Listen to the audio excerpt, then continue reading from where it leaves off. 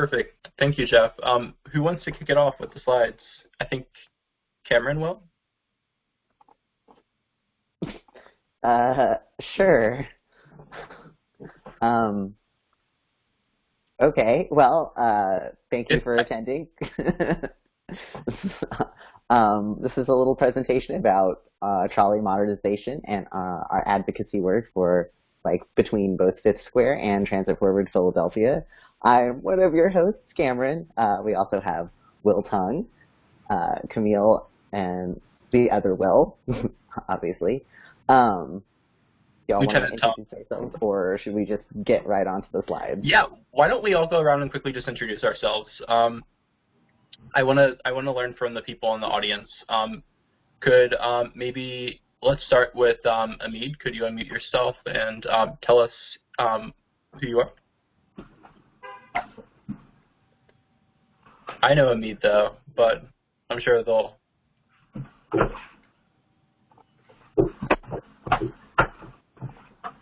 Okay, maybe Amalia?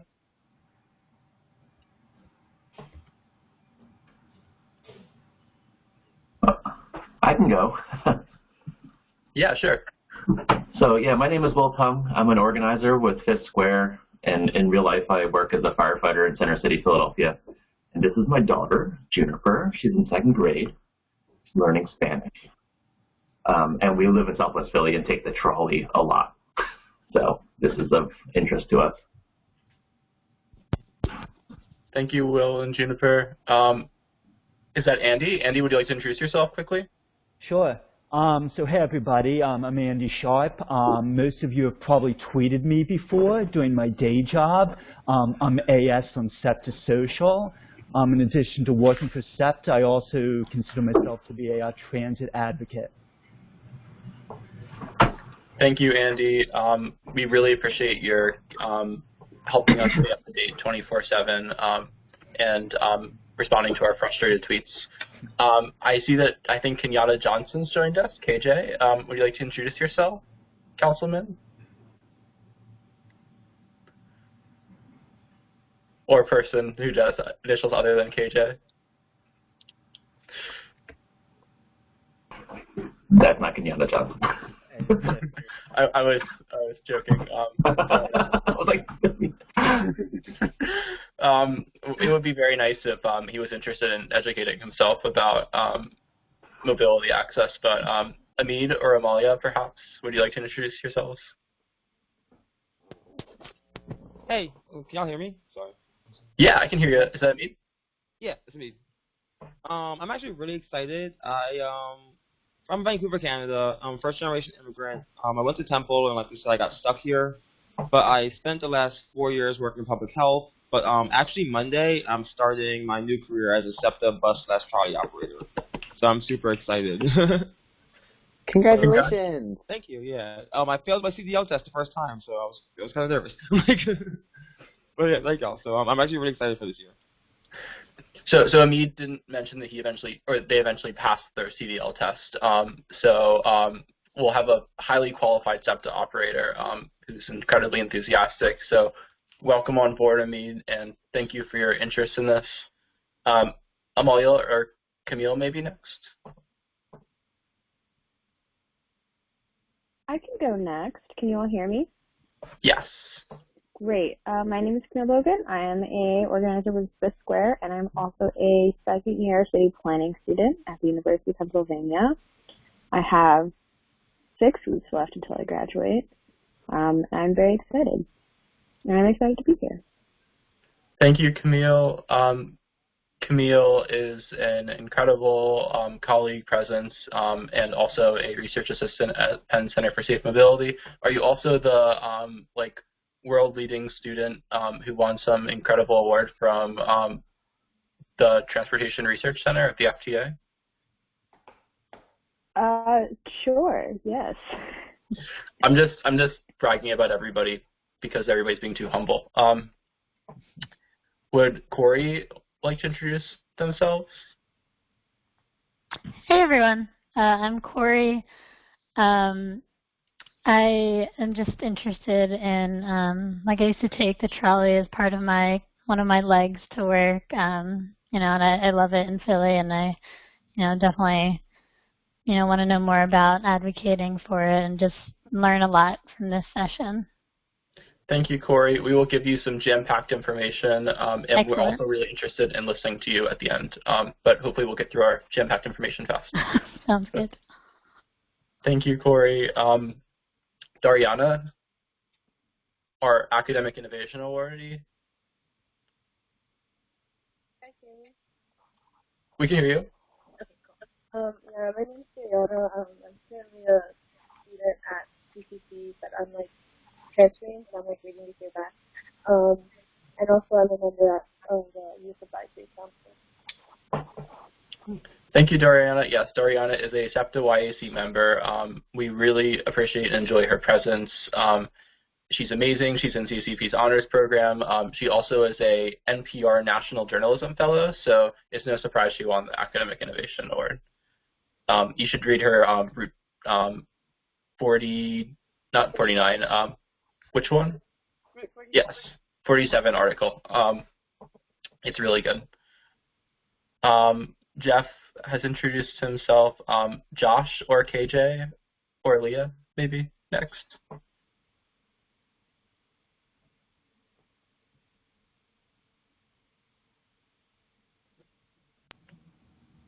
Hello, I'm KJ. I'm actually based in Arlington, Virginia, but happy to join you all in Philly. Amazing. Thank you, KJ. We were joking earlier because one of the council people that we need to advocate, Kenyatta Johnson, is commonly referred to as KJ. So we were, you're definitely the more sympathetic KJ here, so we're glad to have you. What's the deal with his or her? I don't know who that is, but yeah, we'll talk about them. They're under federal wiretap right now, so by the FBI. So you know, it's nice to be in the presence of just you and not like a million FBI agents being like, Leah or Mark? Hi everyone, I'm Leah. I'm also on the SEPTA YAC with Will and Dariana, and I'm an environmental engineer at the EPA in our Philly office. And I'm a big public transit advocate, so I'm excited to see where this conversation goes. Thank you, Leah. Leah is an amazing organizer and sustainable transit advocate. I'm hoping that you connect with Corey and get involved in WTS because he'd be a great fit. Let's see. So we have Josh, I believe. Did Josh go yet? I have not. Hello, Josh Fabian. So I'm actually also based outside of the Philly area. I'm based in Boston. Work at the MBTA there. But you know, I definitely have more experience there. So you know, I have a love for the Green Line and Mattapan trolley light rail systems over here. But definitely excited to hear about what's cooking in Philly with our Northeast friends. Yay! Do you know our SEPTA YAC member Miles Taylor? Yes, I do. Have you watched his YouTube video yet on his 5-minute sleeper car ride?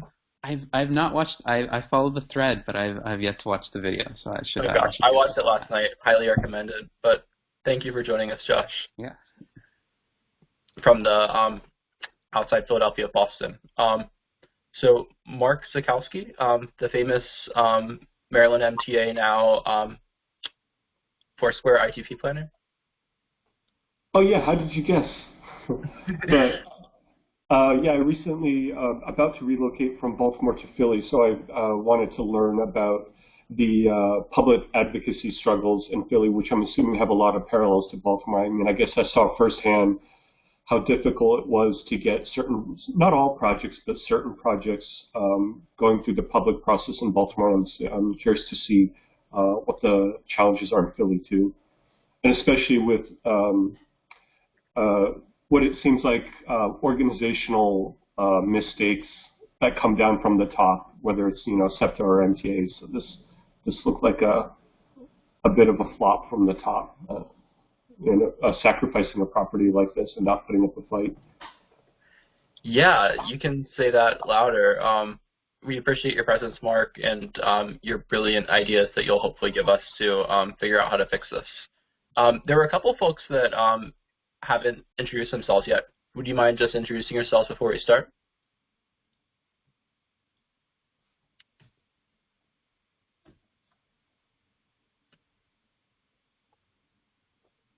Going once, window of opportunity closing. The window has now closed. So let's move on to start this presentation. And it looks like that Camille is going to walk us through what we're going to learn about today. Am I? Great. So here's a quick overview of our presentation today. First, we're going to give sort of an introduction to what is Trolley Mod, what are the benefits, and its priority status within the city. And then we'll kind of go into sort of the logistic details of when it's supposed to be done, how it's going to be paid for. Next, we will discuss the very contentious issue with the Amazon site and the trolley site, and then kind of take a more positive spin afterwards and talk about how Biden's infrastructure plan can possibly help get Trolley Mod off the ground, the actions that other transit advocates have taken to sort of push SEPTA and the SEPTA to move forward with Trolley Mod, and then kind of have a conversation with you all about what else you think that we can do and brainstorm ideas and how we can get this incredibly, crucially important project off the ground and running and people onto transportation that they can have access to.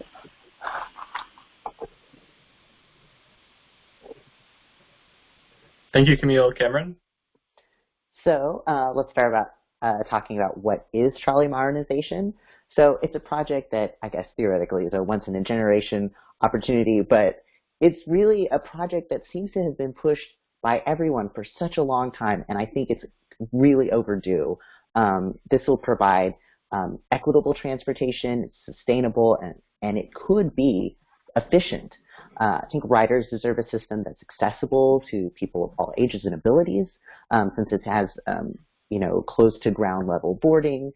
It's integrated with the streetscape, and it's part of the neighborhood, and it can be pedestrian and bicycle friendly.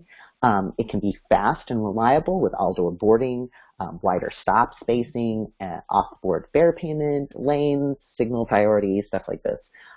Trolleys have worked in our city. They've worked in other cities, but they really need that push in order to really fulfill their potential. This is definitely a state of good repair project. If you look at it this way, the current trolley cars, however, are in really bad shape. They've exceeded their usable lifeline. Next slide, please. And they're increasingly unreliable. I've had them leak on my head several times. However, the trolley lines are among SEPTA's busiest surface routes. They've had, before COVID, they carried as many people as regional rail, and now because of COVID, they carry 6 times as many people, and that leads to a lot of crowding. And as you know, people are still not that diligent about masks, and there's not that great airflow. So this is just a COVID nightmare. Plus, our region's trolley networks really deserve more than what they have right now. They definitely deserve a lot better service. And again, because of the populations the trolley serves, this is definitely a matter of equity.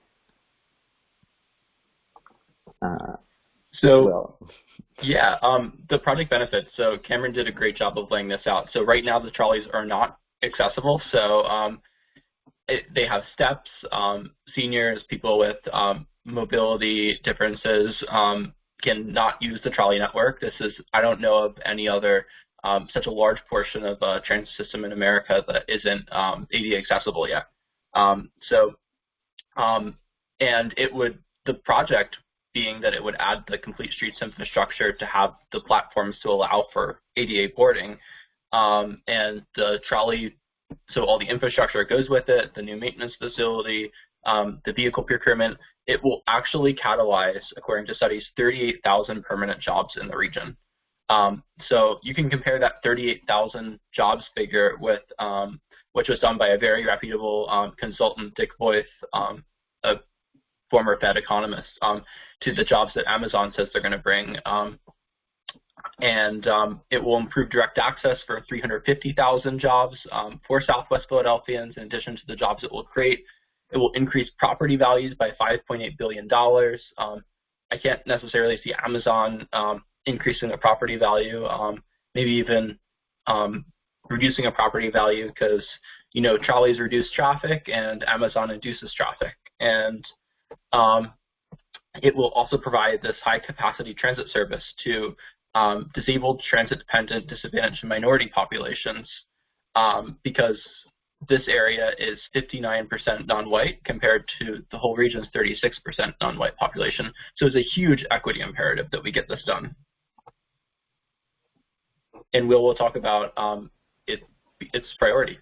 Yeah, so trolleys are very important. I live in Southwest Philly. I take the 13 trolley, and it's if you guys haven't been to Philly, haven't seen a trolley, I want you to Google Philadelphia trolley to see what they look like. They don't look like your typical image of light rail. They're incredibly outdated. they date from the Reagan administration. They're approaching 40 years now, and they've been purchased for a 30-year usable life. Not only do we see this as a huge priority, like we at Fifth Square and Transit Forward Philly, the local Philly transit advocates, but the city of Philadelphia itself also sees it as a huge priority for SEPTA. The mayor's office and the Office of Transportation, Infrastructure and Sustainability, which is like our version of DOT, if you will, they want this too. And when they came out with their transit plan a few months ago, they put trolley modernization as its quote-unquote top priority for large transit infrastructure spending. So basically above anything else that SEPTA wants to spend money on, in terms of large infrastructure spending, it wants trolley modernization. It's super important. And, you know, SEPTA, they decide they want to spend money on other things, right? So if the city loses trolleys, the city also loses part of its subway network. So kind of like Boston, our trolleys go underground for a segment. So they fan out through Southwest Philadelphia, and they go underground when they approach University City and Center City here. And talking about the trolleys becoming increasingly unreliable because of this underground segment. If one trolley fails in the subway in the underground tunnel, the whole system is kaput. Ask me how I know this. It happens pretty often. It happens more often than you think. So basically, they're like, all right, I guess the whole line, the whole system is just shut down because just one disabled trolley in the tunnel. It's horrendous. I tell folks who visit me in Philly, they're like, you know, they're like, oh, cool, you have a trolley and it goes to your house. That's awesome. I'm like, yeah, it's like all the problems of a subway and all the slowness of a bus. It's crazy. And we need this more than ever. Trolley modernization. So let's go on to the next slide. One thing that Will highlighted too is that trolleys right now, they stop every block. They work like buses, and trolley modernization would make trolleys work like trains and stop every couple of blocks and maybe be out of traffic a lot of the time. Camille's going to talk about the timeline. So here's a not very updated timeline of the Trolley Modernization project. As you can see, where we are now in 2020, we should be in the planning, communications, infrastructure section of the plan, and we are not there. In fact, I don't think we are even started on this very much. So as you can see, there's a lot that has been pushed back because of not prioritizing this project, and there's a long way to go, and part of this advocacy work that we're doing is to get this project off the ground, so this timeline doesn't keep getting pushed back further and further, and people can have access to transportation. Is this me? It might be. Let me just briefly see before I talk over anybody. I'll just start talking. So, oh no, I'll get back. Sorry, hang tight. So this will require a $1.2 billion federal investment to make happen, just based on the Core Capacity Capital Infrastructure Grant Program, and it's going to leverage more than $650 million in state and local funding. These look like big numbers, but if you think about like a bond payment on a $650 million bond over 30 years, it's really not that bad. So existing revenue sources can support this, as well as increased support from the City of Philadelphia and Delaware County municipalities. This serves 2 counties. It serves at least a dozen municipalities. So we can make this happen. It's a shame, though, that nobody's stepping up to the plate to get it funded, because we just really risk losing this network if we don't start addressing it fast. So how does this $2 billion approximately break down? We need $1 billion to acquire the new vehicles, and they'll actually double the capacity of the vehicles, which is great. So the network has a lot of capacity if we put modern vehicles on it, and they'll have a 40-year lifespan. We need $430 million for this system-wide ADA infrastructure improvements, which will add complete streets. So we love a project that will add bike lanes, first mile, last mile, assist pedestrians who are 8 or 80 in the process. We need $420 million, that is not a typo, for new maintenance vehicles, or new maintenance facilities to support the new vehicles. We'll talk about that in a second, because the existing facility just can't hold these long trolleys that are twice as long, and they'll have different overhead clearances, they'll have different pit sizes, mechanical configurations for maintaining them, and we have to keep the old facility operational to maintain the old trolleys at the same time as we're getting the new trolleys, so we can't just like switch out all the equipment in the old facility if we need to keep these clunkers that have been serving us diligently for 50 years still running. So, I mean, $1.85 billion looks like a lot, but it's only $1.90 per trip in capital costs. That is really low. Compare that to King of Prussia Rail or another project. I don't have the calculations off my head. Benji, do you know how much that would cost on King of Prussia Rail? $5 million per trip. So right now, King of Prussia Rail has ballooned from $1.2 billion to $2 billion, and there seems to be no stopping. I would say that there is some effort at value engineering trying to make it cheaper, but right now the headline is $2 billion for what is a 100% project in Montco, at least, Montgomery County. So that's going to be like, how many riders is that? 6,000 new riders? Yeah, 10,000 new riders? Put it down from 9,000 riders all the way down to 6,300 riders at peak in 2040. Meanwhile, Trolley Mod has over 10 times the amount of riders.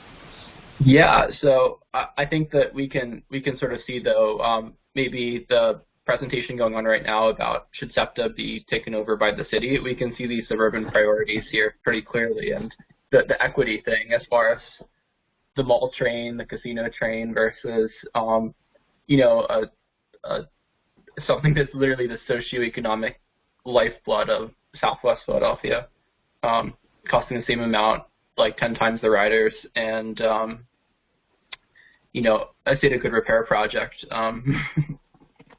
80,000 riders for the trolley pre-pandemic on an average day.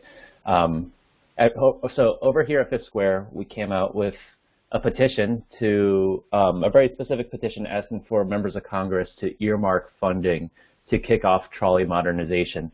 Will Herzog mentioned that the project's like estimated to cost $1.8 billion. Out of $1.8 billion, SEPTA had budgeted $50 million over the next 12 years for this. So like they're basically saying like we can't get started until we get money. Like who's going to give us money? And so they themselves in their internal budgeting it's just 50 million out of 1.8 billion. It's insane. And these trolleys are already 10 years past their usable life. Like this should have been done 10 years ago. This should have been done 20 years ago. It's like way overdue. We came out with our Earmarks Petition asking members of Congress to earmark funding for trolley modernization. This has to happen sooner than later. We came out with this about 2 weeks ago. We already got 660 signatures, and we've been talking with the members of with these congressional representatives. They actually and with SEPTA and folks within SEPTA, and we caught the attention of Dwight Evans' office, which is great, and people within SEPTA have been telling us that this petition is awesome because it demonstrates community support for this project, which is important for earmarks, you know, so they can, so like members of Congress can't be like, all right, you know, this is like my pet project, you know. So, you know, the project is urgent. Trolley cars were 10 years past their usable life, and you know, I'm reminded of this every time I take the 13 trolley here in Southwest Philly. All right. This is the kicker. Yeah. Right. So 6901 Elmwood has been looked at as a potential site for the trolley depot, since we need new trolley depots. The new trolleys won't fit in the old ones. It's also like ideal because it's not on a floodplain. It's a brownfield site, and it's on an existing trolley line. And it'll be nice and large. It's already been cleared for SEPTA to use this site by the FTA. Like they can acquire it. So everything feels like it's ready to go. The problem is Amazon has put in a bid on this site.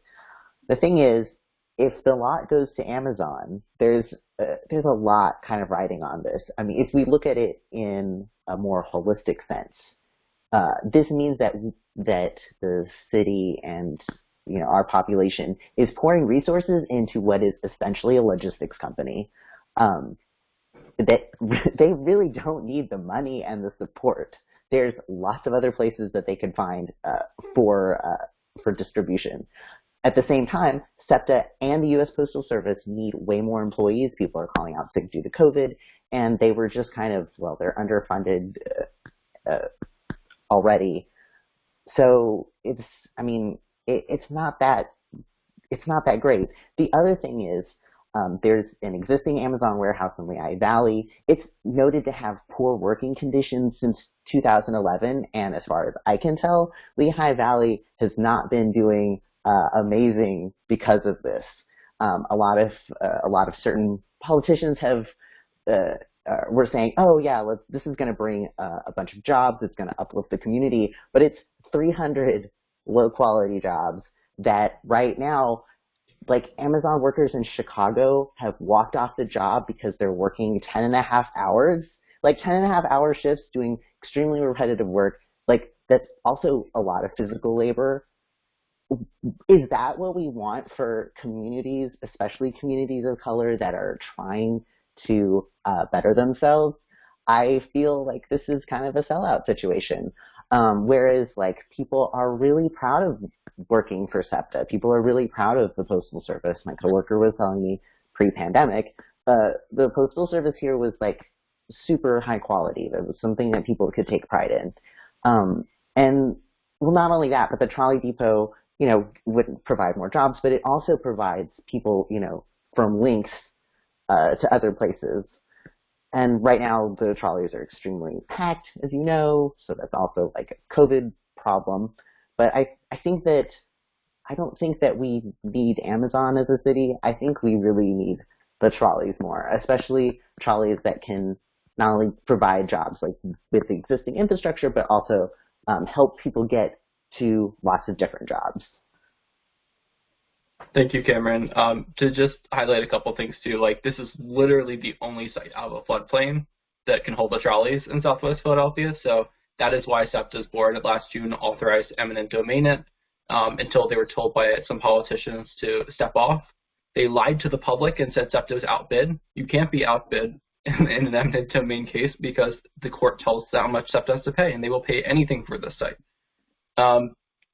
They also committed putting 25% of the land aside for a rec field for John Bartram High School. Amazon will not do the same. They will remediate the site. Amazon will start construction immediately. So Amazon will not remediate the site. They'll tell GE that they can get out of their environmental obligation to remediate their old factory site. And if you think about it, like these thousands and thousands of first mile, last mile prime delivery trucks spewing out of this facility every day, creating traffic, we wouldn't want this on a light rail line anyways, creating those conflicts. So it's really terrible in a lot of different ways. So, how can this new, thankfully new, administration help with this project? So I'm sure many of you have already heard about Biden's infrastructure plan called the American Jobs Plan, which is a $2 trillion plan to upgrade and maintain infrastructure projects in the United States.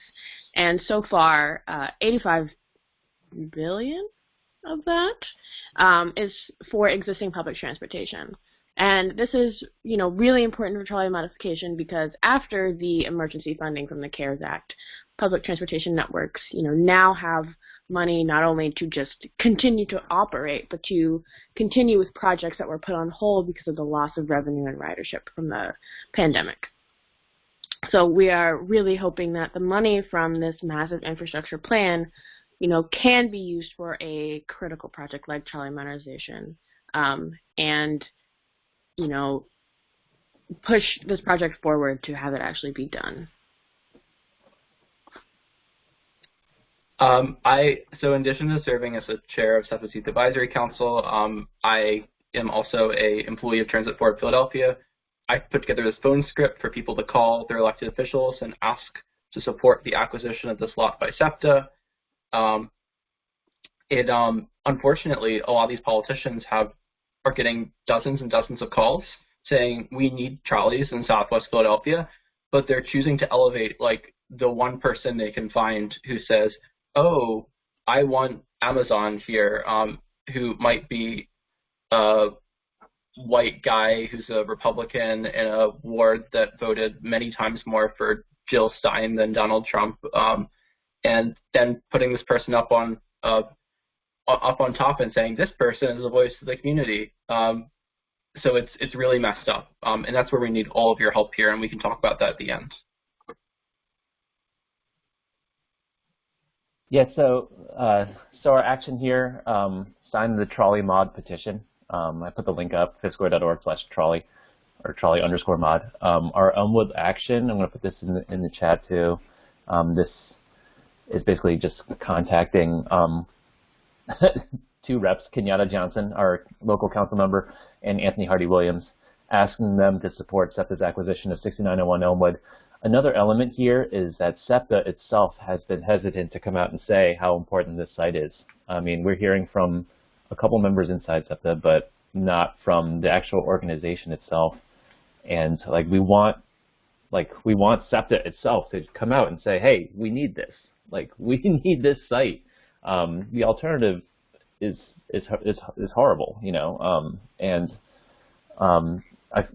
I feel like they're giving all trolley riders, which is a lot of people, it's 80,000 people in Southwest Philadelphia and in Delaware County. They're just basically saying, hey, you're not important enough, you don't deserve a priority here, even though you're a lot of people, and it's sad. So that's my opinion. So let's move on to the Q&A session. We have 6 minutes left here before the session ends. Will? We're going to create a Slack channel after this with everybody's names because we need everybody here's help because this isn't getting the attention it deserves. Nobody's taken initiative on this. SEPTA could have acquired this spot in 2016, as Cameron mentions. So we need to get this moving. So we need everybody here's support. So we're going to shout out in Slack, but in this last 5 minutes, please help us determine here how to get this moving forward,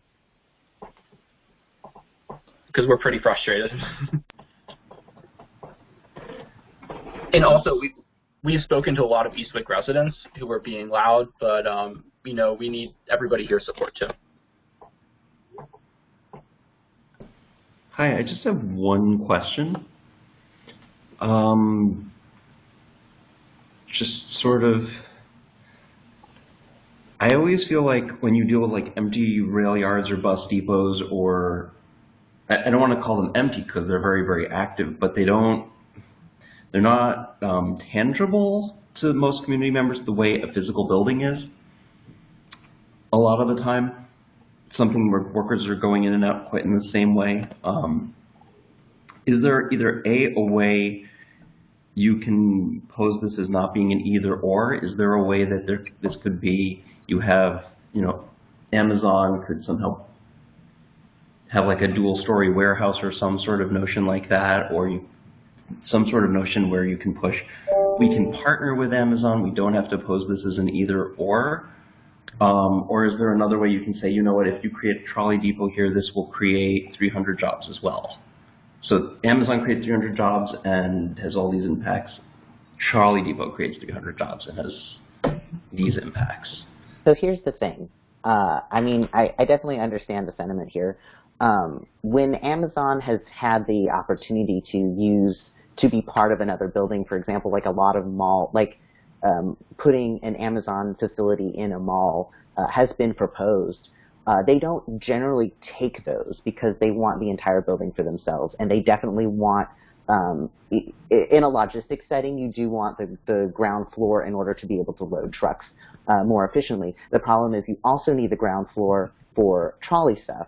So unless, like, for some reason Amazon would want like a call center on the top floor, that would be fine. But this is, like, logistically speaking, it's not going to work for two organizations that need ground level support. So there are AMD and people like that do build two-story warehouses. I feel like I've heard people complain about things like rail yards in the past, and I think that might make your sell just that much harder when you deal with a big person like Amazon that's building something very tangible. Because I mean, the thing is,